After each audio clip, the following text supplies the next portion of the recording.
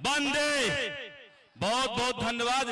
आज इस चुनावी सभा में नबीनगर की धरती पर मंच पर उपस्थित भारत सरकार के रक्षा मंत्री परम आदरणीय श्री राजनाथ सिंह जी, उनके साथ मंच पर बैठे हुए हम सबों के लोकप्रिय प्रत्याशी पूर्व के भारत सरकार के मंत्री आदरणीय उपेंद्र कुशवाहा जी, बगल में बैठे हुए यहाँ के स्थानीय सांसद परम आदरणीय सुशील सिंह जी, उनके बगल में बैठे हुए हमारे झारखंड के पूर्व के मंत्री परम आदरणीय रामचंद्र जी, उनके बगल में बैठे हुए पूर्व विधायक वीरेंद्र बाबू, माननीय एमएलसी दिलीप सिंह जी, भाजपा के युवा नेता तीर विक्रम सिंह जी तथा मंच पर उपस्थित सभी हमारे एनडीए के सम्मानित नेतागण एवं इस कार्यक्रम में उपस्थित नवीनगर के आसपास से आए हुए सभी सम्मानित बुजुर्गों, नौजवान साथियों, किसान मजदूर भाइयों, माता एवं बहनों, सर्वप्रथम हम नवीनगर की धरती पर अपने नेता का हार्दिक अभिनंदन करते हैं, स्वागत करते हैं।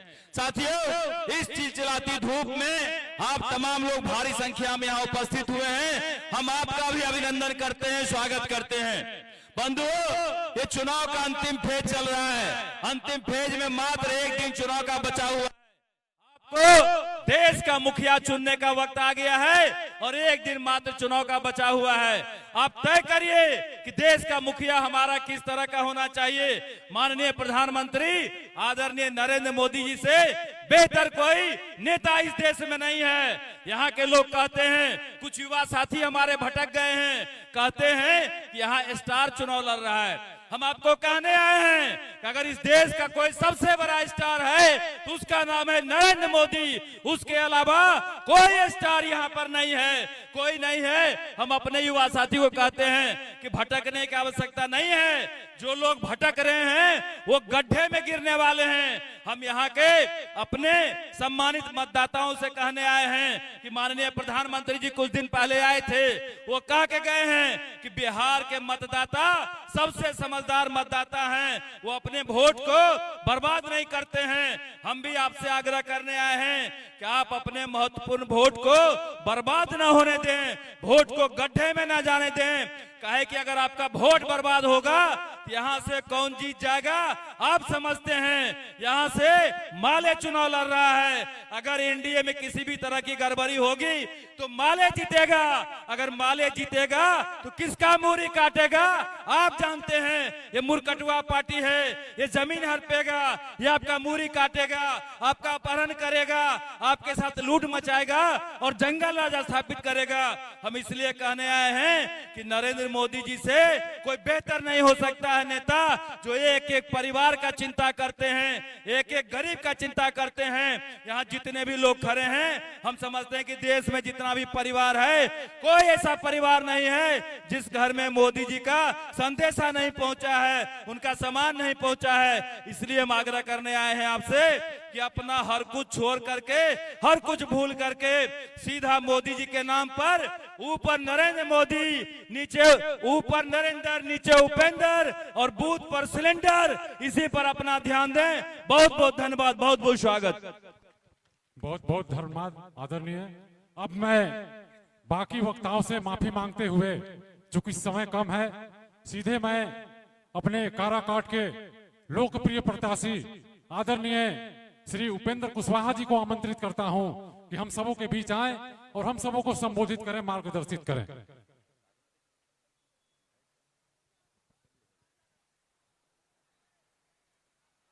यहाँ उपस्थित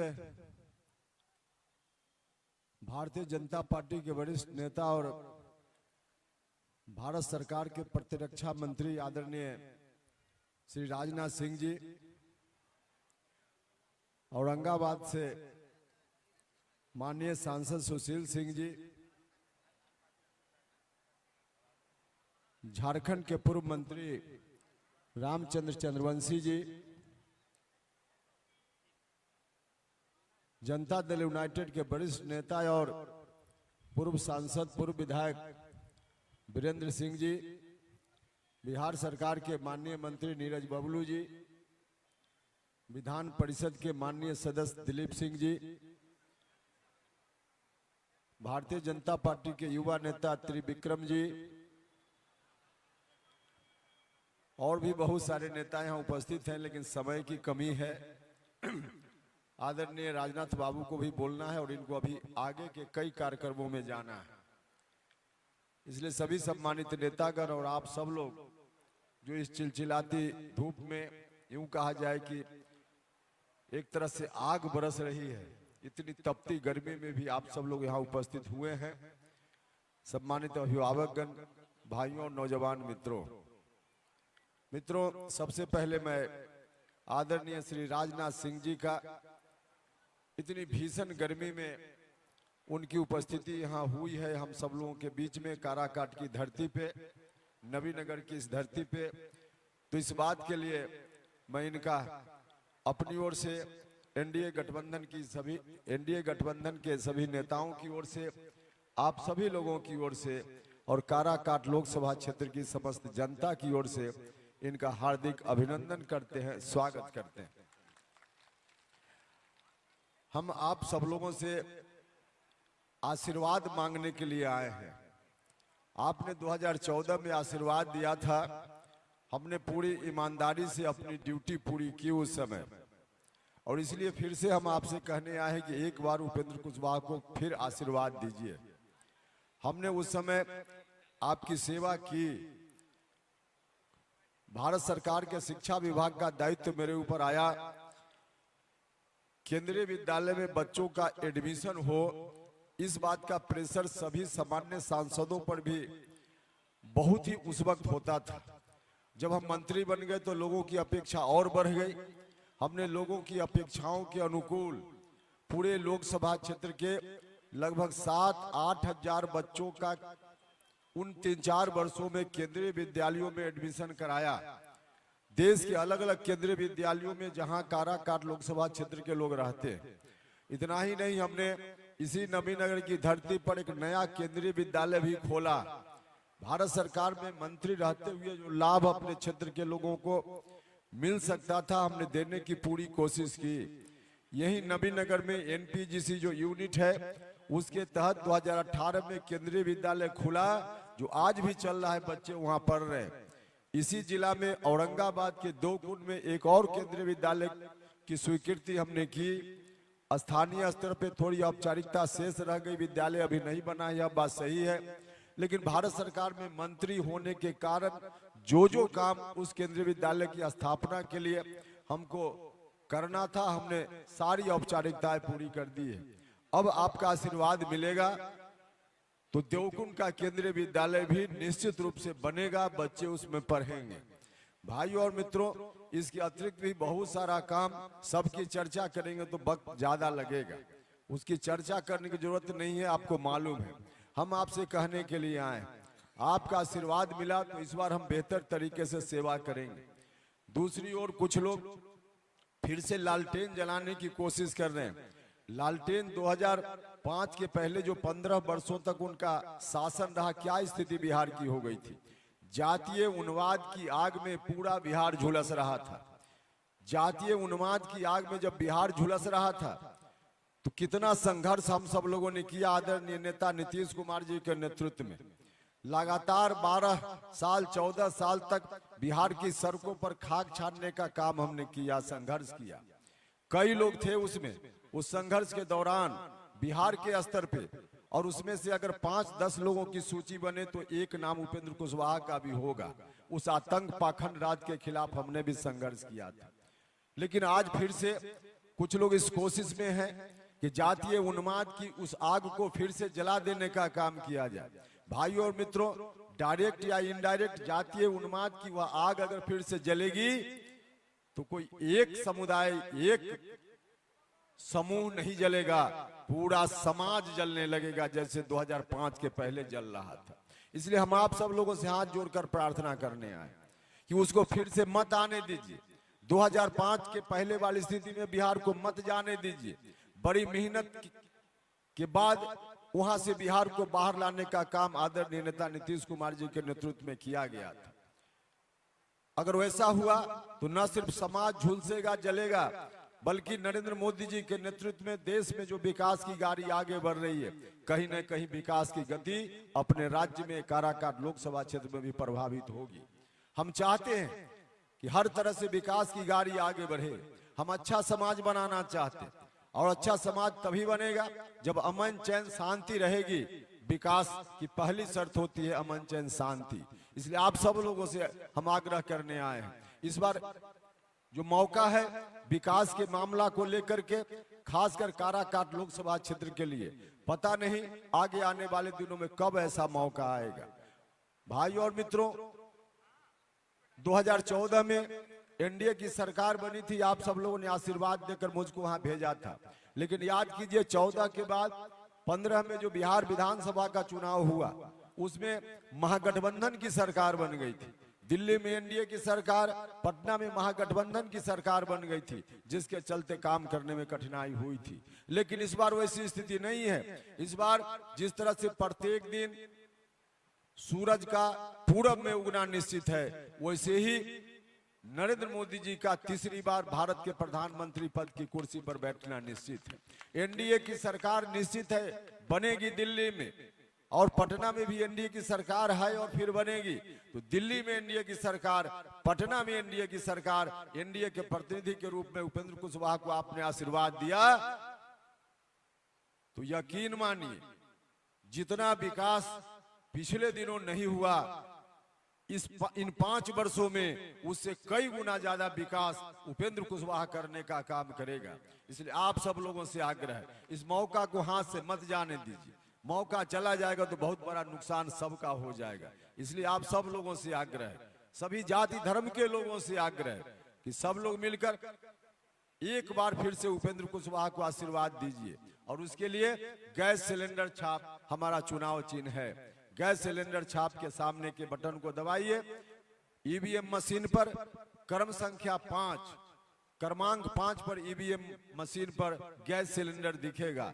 ऊपर से गिनती शुरू कीजिए, 1 2 3 4 छोड़ दीजिए, 5वें नंबर पर ध्यान दीजिएगा तो गैस सिलेंडर दिखेगा। गैस सिलेंडर छाप के सामने के बटन को 1 जून को आप सब लोगों से निवेदन है कि दबाइए। जैसे जैसे आप 1 जून को गैस सिलेंडर छाप के सामने के बटन को दबाइएगा, वैसे वैसे दिल्ली में हमारे प्रधानमंत्री नरेंद्र मोदी जी की ताकत बढ़ते जाएगी। लेकिन आपके इस काम से सिर्फ उन्हीं की ताकत नहीं बढ़ेगी, उनकी ताकत तो बढ़ेगी, उनके साथ साथ बिहार के माननीय मुख्यमंत्री श्री नीतीश कुमार जी की ताकत भी बढ़ेगी, श्री चिराग पासवान जी की ताकत भी बढ़ेगी, श्री जीतन राम मांझी जी की ताकत भी बढ़ेगी, और आपका सिपाही उपेंद्र कुशवाहा की भी ताकत बढ़ेगी। और इसी ताकत का इस्तेमाल करके हम आपकी सेवा करना चाहते हैं। इसलिए आपसे हम एक बार फिर से आप आशीर्वाद दीजिए, इस बात का आग्रह करते हैं। इन्हीं शब्दों के साथ मैं आप सभी लोगों का बहुत बहुत धन्यवाद करता हूं और अपनी बात समाप्त करता हूं। बहुत बहुत धन्यवाद महोदय। और जिस पल का हम सबों को इंतजार था, घंटों से हम लोग माननीय रक्षा मंत्री जी के इंतजार में खड़े थे, उस अब मैं चाहता हूं कि हमारे औरंगाबाद के यशस्वी सांसद आदरणीय सुशील कुमार सिंह जी स्वागत भाषण करेंगे। आज के चुनावी सभा के आदरणीय अध्यक्ष जी, हम सबों के अभिभावक, हमारे मार्गदर्शक, देश के दमदार रक्षा मंत्री आदरणीय राजनाथ सिंह जी का मैं नबीनगर की पावन धरती पे हृदय से स्वागत करता हूं। इस सभा में उपस्थित हैं काराकाट लोकसभा के प्रत्याशी श्री उपेंद्र कुशवाहा जी,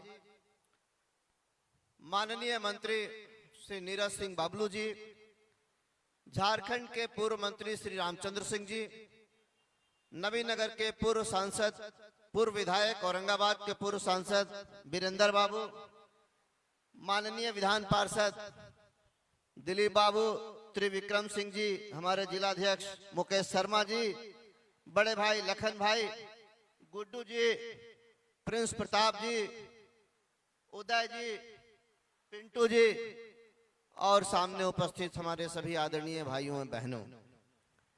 मित्रों, एक ही बात कहने के अपनी बात खत्म करूंगा, इसलिए कि समय का अभाव है। अभी हमारे अभिभावक को 2 और सभाओं में पहुंचना है।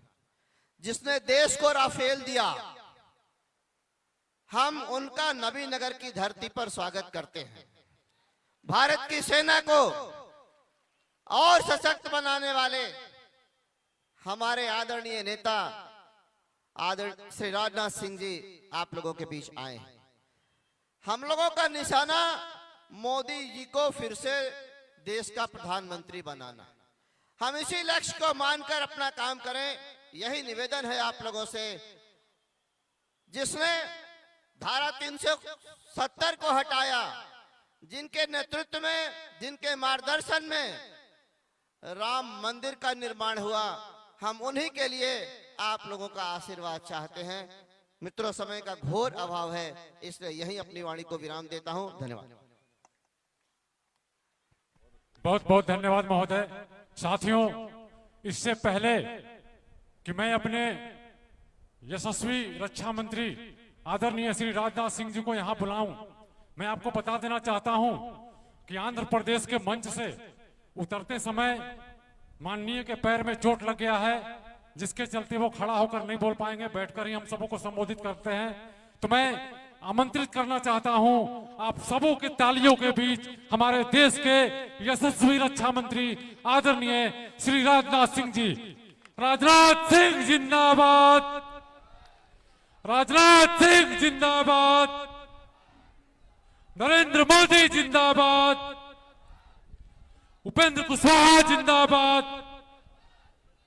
बहुत बहुत धन्यवाद। नबीनगर की जनता जिंदाबाद। यह बात हुई। चलिए ठीक।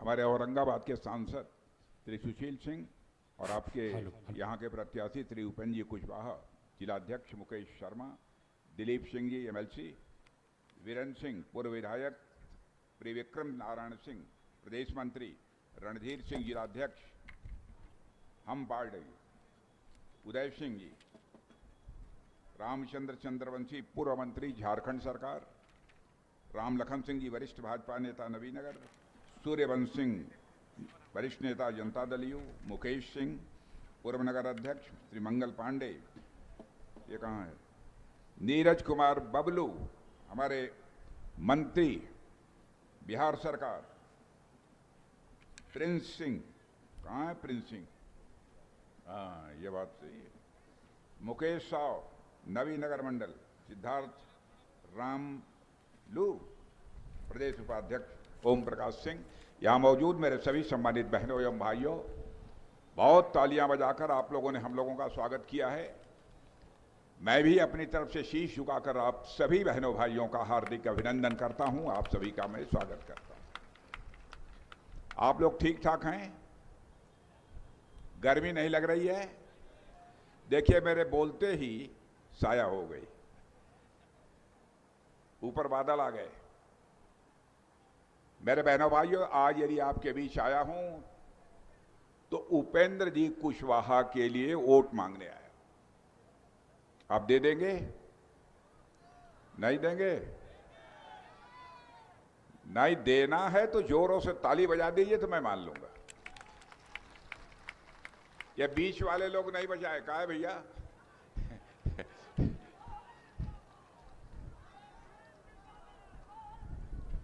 बहनों भाइयों, मैं मानता हूं कि बिहार के रहने वाले लोग राजनीतिक दृष्टि से बहुत ही जागरूक हैं, क्योंकि मैंने देखा है कि बिहार के लोग जब 4-6 लोग 8 लोग कहीं पर इकट्ठा होते हैं, गांव में चारपाई पर ही बैठ जाते हैं, केवल भारत की राजनीति की बात नहीं करते, वो पूरे दुनिया की राजनीति की बात करते हैं।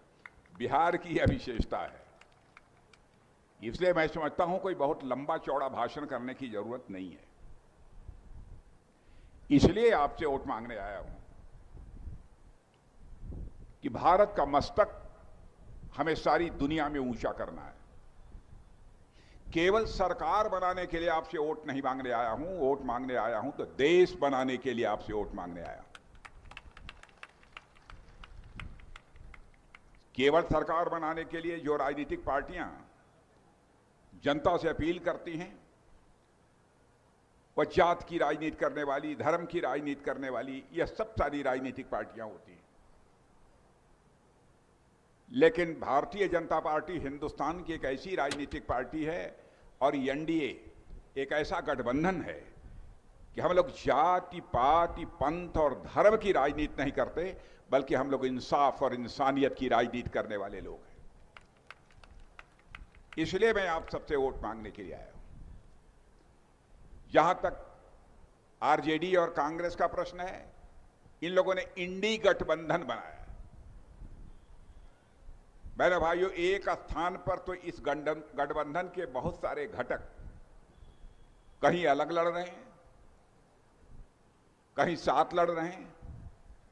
और मैं बतलाना चाहता हूं, यह इंडी गठबंधन जो है, यह इंडिया तोड़ो गठबंधन है बहनों भाइयों, और एनडीए हमारा यह भारत जोड़ो गठबंधन है।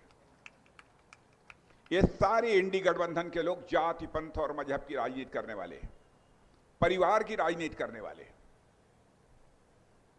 देश से इनका कोई लेना देना नहीं है।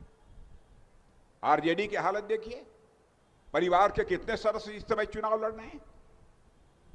यानी उसी बिरादरी का लड़ना था। उस बिरादरी के क्या अन्य ऐसे नौजवान नहीं है जिनको कि चुनाव के मैदान में उतारा जा सकता है? ये लोग परिवारवादी लोग हैं।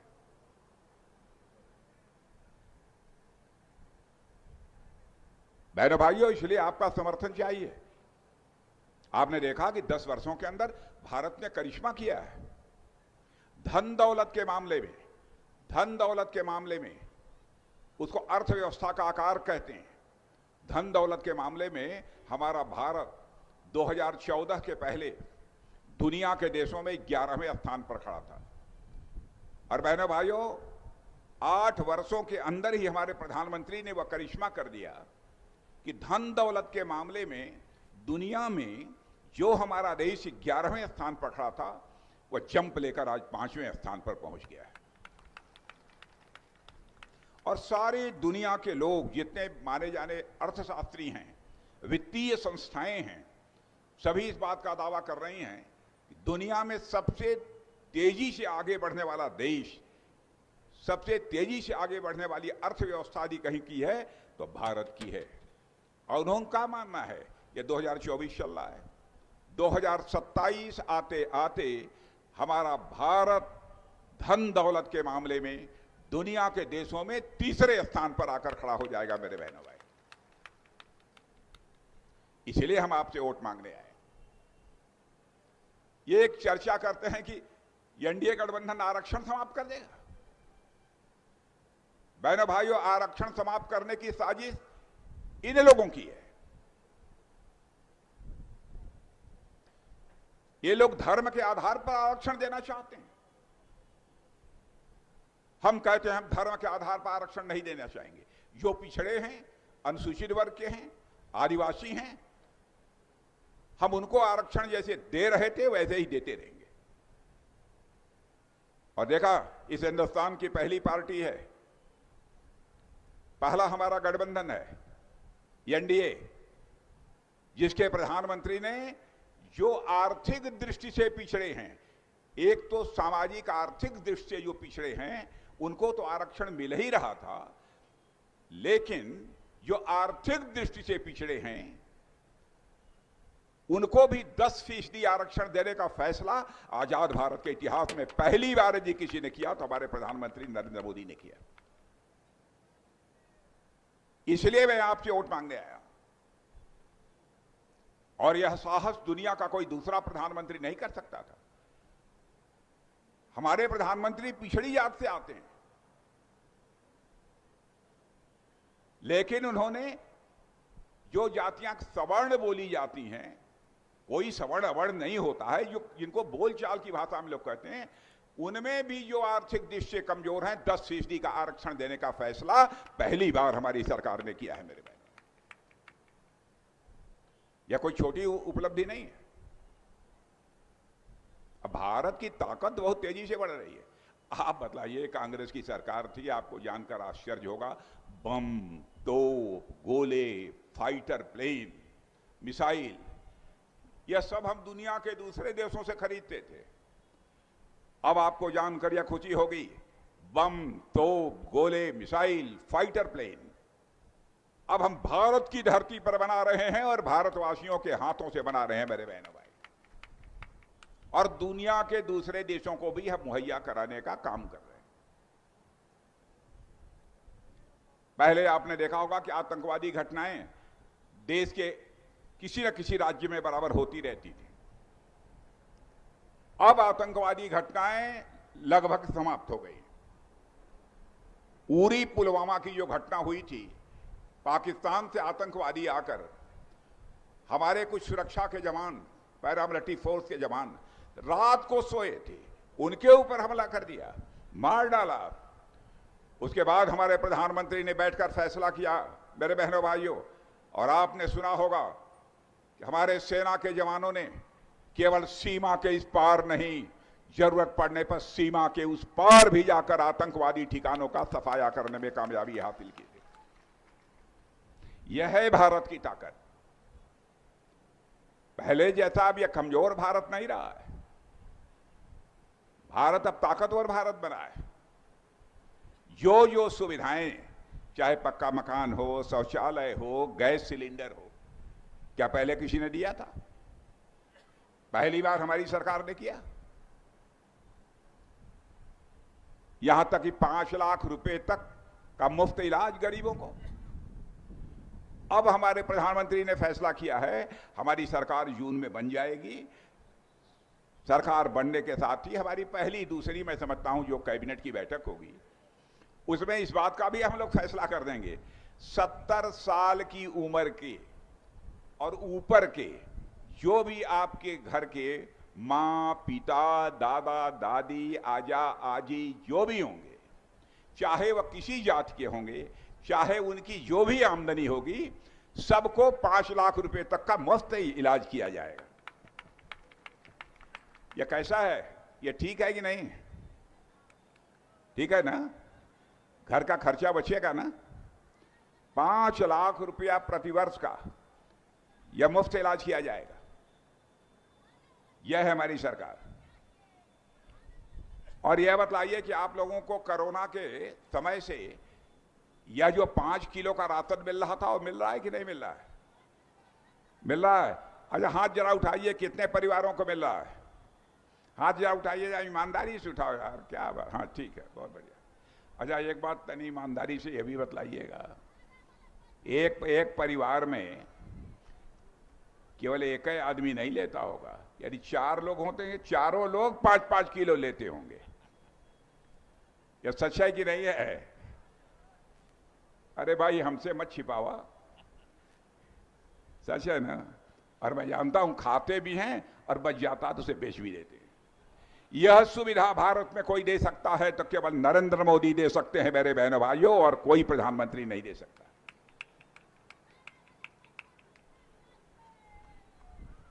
इसलिए मैं आप लोगों से कहने आया हूं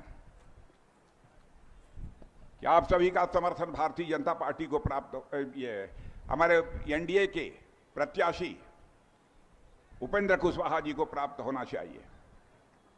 उपेंद्र कुशवाहा जी का चुनाव चिन्ह आप देखिए कितना बढ़िया चुनाव चिन्ह है, गैस सिलेंडर। माने हम लोग गैस सिलेंडर आपको देने वाले थे, उसके पहले ही उपेंद्र कुशवाहा ने अपना चुनाव चिन्ह गैस सिलेंडर तय कर दिया। बतलाइए, ऐसा सांसद आपको कहां मिलेगा?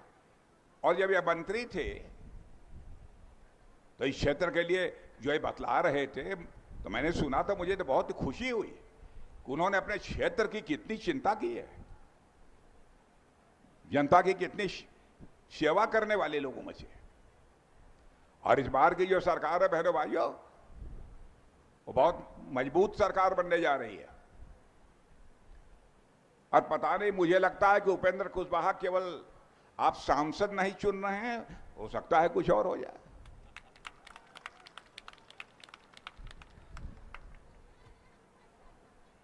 इसलिए इधर उधर सोचने की जरूरत नहीं है। बहुत लंबे समय से आप लोग भी इंतजार कर रहे हैं, मुझे भी आगे कई सभाओं में संबोधित करना है। तो आज तो मैं यही निवेदन करने आया था कि उपेंद्र जी को गैस सिलेंडर चुनाव चिन्ह का बटन दबाइए और भारी मतों से उन्हें इस संसदीय निर्वाचन क्षेत्र से विजय दिलाइए। यही अपील करने के लिए मैं आप सबके बीच आया हूं। यदि आप सब ने मन बना लिया है बहनों भाई, तो एक बार जरा हाथ उठाकर तालियां बजा दीजिए, तो मैं यह मान लूं कि आपने मन बना लिया है उपेंद्र जी को विजय दिलाने का। तो मैं चलूं आगे, कई सभाएं न चले? लाए हो कुछ खाने वाने के लिए? क्या घर खाना वाना खा के आए हो कि हम लोग देखो इसी चल रहे हैं? चलते हैं मेरे बहन भाइयों, बोलिए भारत माता की। अयोध्या गए थे राम मंदिर का दर्शन करने की नहीं? नहीं गए? बन गया मंदिर। हम लोग कहते थे रामलला हम आएंगे मंदिर वहीं बनाएंगे, ये लोग कहते थे, लेकिन रामलला हम आएंगे मंदिर वहीं बनाएंगे, लेकिन तारीख नहीं बताएंगे। बहन भाइयों, 22 जनवरी का वह दिन आ गया, हमारे प्रधानमंत्री ने धर्माचार्यों के मार्गदर्शन में रामलला की प्राण प्रतिष्ठा कर दी बहनों भाइयों, और अयोध्या में भव्य राम का मंदिर बन गया। मेरी बात ध्यान से सुन लीजिए, ध्यान से सुन लीजिए, घर जाकर सोच लीजिए। रामलला अपनी कुटिया से, अपनी झोपड़ी से निकलकर अब अपने महल में प्रवेश कर चुके हैं। भारत में राम राज्य का आगाज होकर रहेगा बहनों भाइयों, मेरा पक्का विश्वास। इसलिए उपेंद्र कुशवाहा जी को भारी मतों से विजय दिलाइए। आप सबको बहुत बहुत धन्यवाद। राजनाथ सिंह जिंदाबाद, नरेंद्र मोदी जिंदाबाद।